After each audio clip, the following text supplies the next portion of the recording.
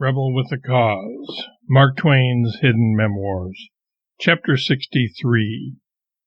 Escaping Like a Man Possessed. 1897. After Susie died, I did not feel like doing anything at all for 2 months. I needed to write the book about the Around the World lecture tour, containing my descriptions and impressions of what I saw and experienced, but I could not bring myself to even begin, although sales of the book were needed to finish paying off our debts. I finally realized that I could bury myself in work and thus avoid some of the anguish of bereavement.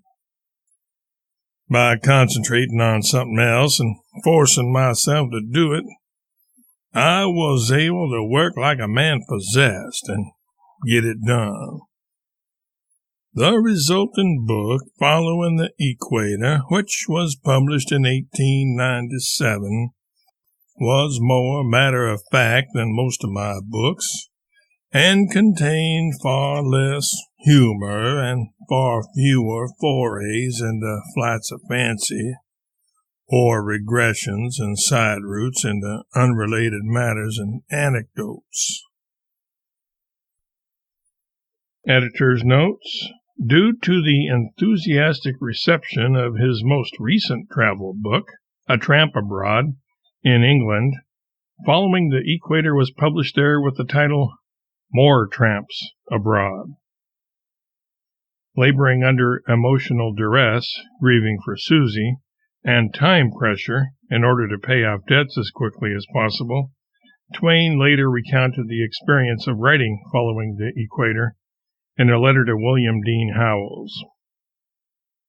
I wrote my last travel book in hell, but I let on the best I could that it was an excursion through heaven. Some day I will read it, and if its lying cheerfulness fools me, then I shall believe it fooled the reader. Clara, in My Father Mark Twain, made this prescient observation. The pressing need for money was the greatest blessing to Father. He had to make a heroic effort to rise above his sorrow and force himself daily to write. His work occupied him most of the time. He used to rise sometimes as early as 4 or 5 o'clock in the morning. Never did he write more continuously.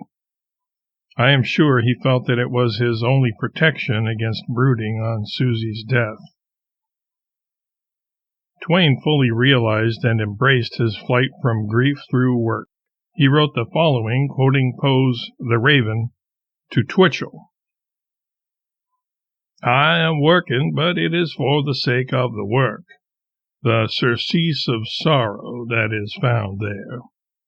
I work all the days, and trouble vanishes away when I use that magic.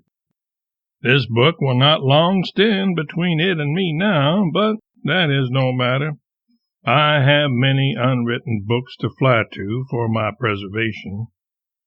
The interval between the finishing of this one and the beginning of the next will not be more than an hour. In 1897, Twain published the story Which Was the Dream, an obviously autobiographical tale, particularly as regards the family's money troubles at the time.